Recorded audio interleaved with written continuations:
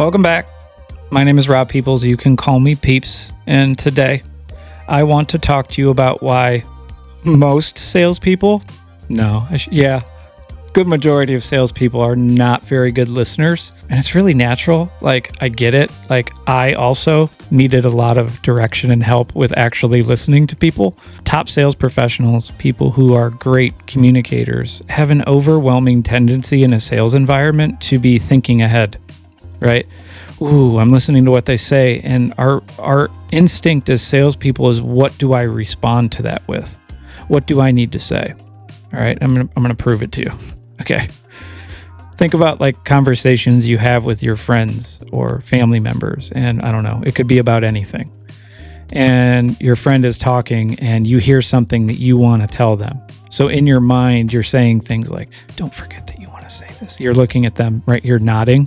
But in your mind, you're saying, don't forget that this is what you want to say next. Okay. You're looking at them still and you're nodding and you're like, oh, I can't wait for them to be done saying this because I can't wait to say what's on my mind. Right? I'm not lying. It happens to all of you, right? It gets the best of us, especially in a sales environment, because in sales, we are in a position where we have to perform, right? So something happens to our psyche is a good way to put it, where we kind of forget how to listen. And it's almost like, because we're in sales, we want to be thinking strategically about everything that we're going to be doing next, which is a good thing. Don't get me wrong. But when we're listening to a client, we have to shut that down, okay?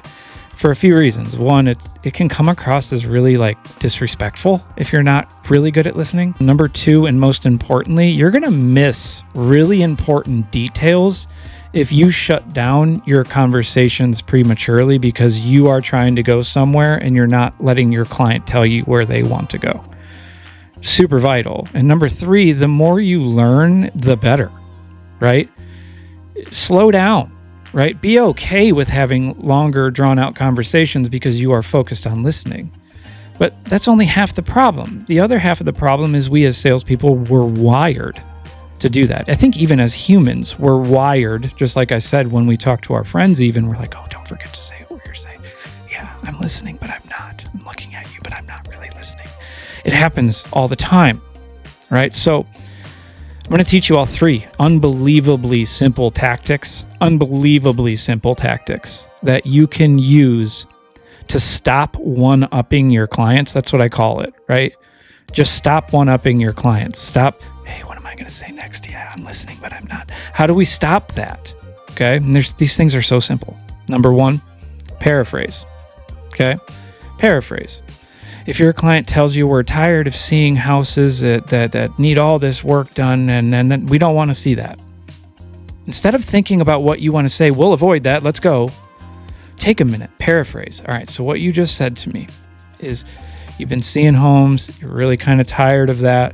We want to avoid any homes that need a bunch of work. Did I hear you right? That's it. Okay? Why? Because that opens the door for them to expound on what the reason is. Maybe the reason is financial, so you can think of ways around that if you do find a house with a bad bathroom or something, right? I'm going to cut to the chase. Learning is good, right? Stay in the pocket. By paraphrasing, okay, I hear what you're saying. You don't want to see homes in this area or in the condition where a bunch of things needs to be done. I can totally get that. So why is that? Why is that? Talk to me about what you've ran into. And you see how I'm slowing down? I'm not moving on to what I want to do next. I'm going to be curious. I'm going to be investigative. And paraphrasing is going to allow me to slow down. Actually, it's kind of a fact. When you give your brain a job to do, so you say to yourself, okay, I'm training myself to paraphrase. When I look at this person, I have to prepare to paraphrase what they said. What happens is you shut down I'm listening, but I'm not. I'm listening, but I'm not. Because your brain now has a functional job. It says, I need to listen carefully enough that I can say this back. And if you give yourself that level of pressure to be listening, there is no way that you'll be like, I need to say what I want to say. I'm going to say what I can't wait to say this. It's not going to happen. I know y'all think I'm crazy. Keep going back to that, but it's true. We got to shut down the self-talk. It's leading us down the wrong path. The second thing that we can do, folks, number two, is I can recommend you write it down. So who says you can't be in a conversation with someone and have a notepad and literally be writing down their thoughts, feelings, right? Because again, if we go back to what I just said psychologically, if you're giving your brain the job to do, which is, I'm going to write down the things that you're saying, it is impossible for your brain to go down the road of, okay, I'm only half listening, so I can't wait to say things. Okay? So the two things we've discussed, paraphrase, say back what they're saying and write it down. Do both. You are going to be the best listener of all time. Now, on the other hand, I told you all, I'm throwing myself under the bus. I had a lot of work to do to become a better listener. I still do. Okay? Again, common characteristic of salespeople. Now, I know there's a few people watching this probably have been in meetings with me before. And what you're going to find is actually, I'm going to ask you, have you ever watched a movie, right? Or been watching a great speaker or something incredibly interesting or beautiful even, or hearing something like a symphony and you find your hand gravitates to your mouth like this? I don't know if you know this, but that's something that just happens. And what it's doing unconsciously is it's holding your focus. I don't want my focus to go anywhere else. Now, what I call that is something physical. If you train yourself to do something physical when it's your time to listen. So what I do when I find myself like I'm not listening, right? I'm not listening. I catch myself. What I do is I take my fingers and I place them over my mouth, just like this.